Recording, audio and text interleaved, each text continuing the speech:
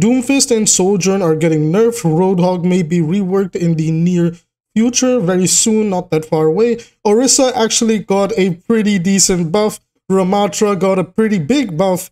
And, you know, Tracer got an adjustment, I would say. Ana got a decent buff. And Kiriko got nerfed. Let's talk about it right away. There was a call where Alec Dawson, the lead hero designer, is working with the balance team and everything. He was in a call with, you know, Overwatch streamers Flats and Emong, where they talked about the changes. And the most important thing to note, let's just go through them quickly. I'm not going to waste your time. Doomfist's Rocket Punch cooldown is getting increased from 3 to 4 seconds. The minimum damage mitigated for an empowered punch using Power Block has increased from 80 to 100 damage. The best defense passive, the HP that you can get per target, has gone down from 40 to 35. Orisa's Terror Surge now pierces through barriers upon impact, which is actually kind of crazy. The augmented fusion drive, so her primary fire weaponry, the damage fall of range has been increased from 15 to 25 meters. Ramattra's Nemesis 4 movement speed has gone all the way up to 20%. This is insane, dude. This guy's gonna run around at the speed of light chasing you down. Armor bonus has been increased from 150 to 225, so it really does seem like they want Nemesis form to be the playmaking part of Ramattra, and, you know, the other, like the Omnic Sage form or whatever, to be like the Stolly, or just, you know, kind of buy time while you can before you go into Nemesis form.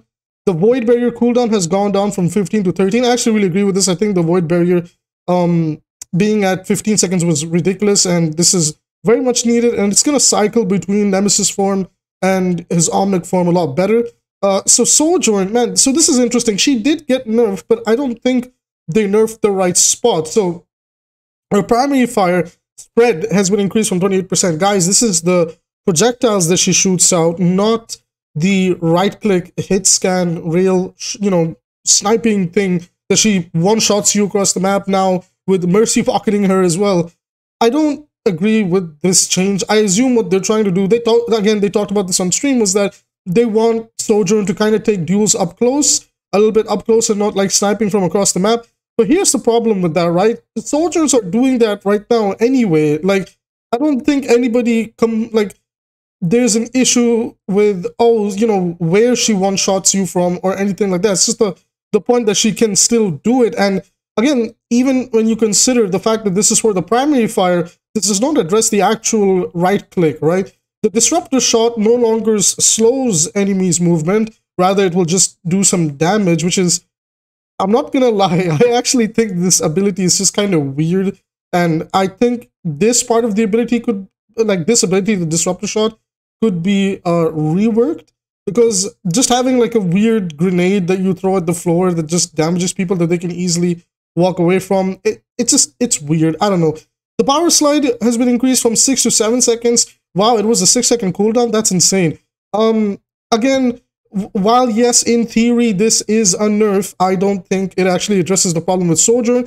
I still think she may be the best DPS still in the game, maybe right next to, I can't believe I'm about to say this, Junkrat is actually a really powerful pick right now in the game, simply because of some of the heroes that are being played, and a lot of the maps in the map pool are pretty good for him too. So at the moment, Sojourn, Junkrat, Torbjorn, Tracer, you know, these are the characters that are seeing a lot of play at high levels of play, at lower levels of play. So it's interesting to see if this is going to shift up the DPS meta. Tracer's Pulse Pistol has gone from, the damage has been reduced from 6 to 5.5 seconds. Now, the developers basically said that the damage at 6 feels too oppressive, damage at 5 felt too bad, so 5.5 is actually a pretty good middle spot, and I 100% agree.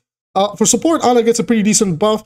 She got her biotic rifle damage and healing increased from 70 to 75, but a grenade effect has increased from 3 to 4 seconds, and Kiriko's Protection Suzu invulnerability duration reduced from 1 to 0.85 seconds.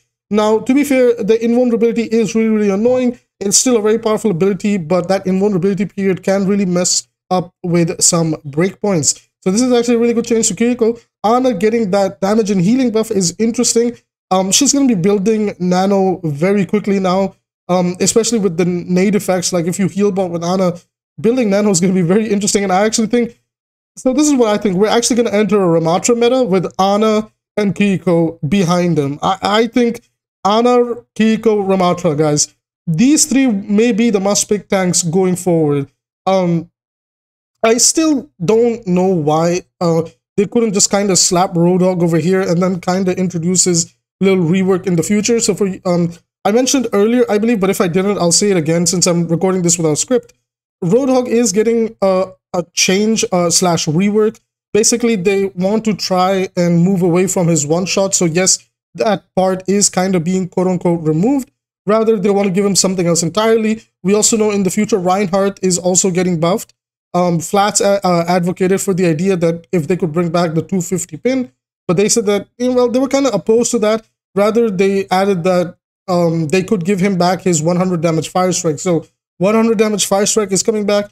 And finally, I believe the last hero to talk about was Junker Queen will be getting some changes as well. They said that it's spicy and they can't wait to share details about it in the actual mid-season patch. But for now, this hotfix patch should help make the game overall feel better. Guys, I will say this. I know I'm talking about Ramattra a lot and Hog still being pretty decent and Sojourn will still be pretty decent. I would actually say the real loser in these patch notes is Tracer. Like, she'll be okay. I think she's always been okay. Like, she's definitely really good at the higher, like, super higher levels of play. But like in mid to like maybe Masters below or maybe Diamond and below, you know, your average Tracer player is gonna be very awkward on Tracer again. So less Tracers for the people in low elo. I'm happy for you. And I'm excited to see what they got. Kind of awkward that the Genji revert wasn't here, but it is what it is. What do you guys think of this patch notes? Let me know down in the comment sections below. Liking and subscribing are free ways to support the channel. I will see you in the next video.